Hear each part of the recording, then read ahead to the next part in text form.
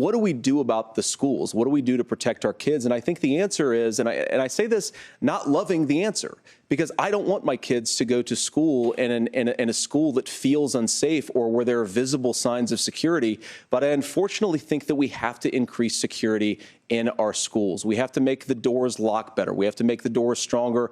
We've got to make the windows stronger. And of course, we've got to increase school resource officers, because the idea that we can magically wave a wand and take guns out of the hands of bad guys, it just doesn't fit with recent experience. So we've got to make our schools safer. And I think we've got to have some common sense bipartisan solutions for how to do that. And look, I'm a hunter. I own firearms. The vice president is.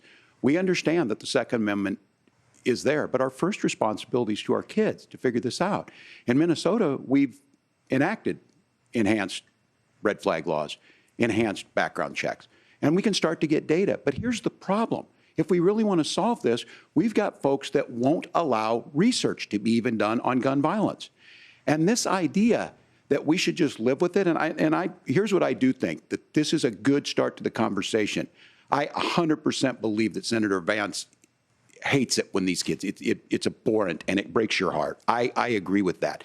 But that's not far enough when we know there are things that worked. I've spent time in Finland and seen some Finnish schools. They don't have this happen, even though they have a high gun ownership rate in the country. There are reasonable things that we can do to make a difference.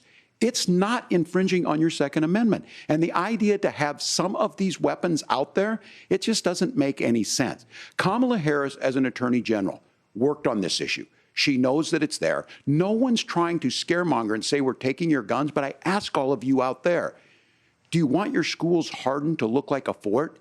Is that what we have to go? When we know there's countries around the world that their children aren't practicing these types of drills. They're being kids. We owe it to them to get a fix. These are things that shouldn't be that difficult. You can still keep your firearms, and we can make a difference.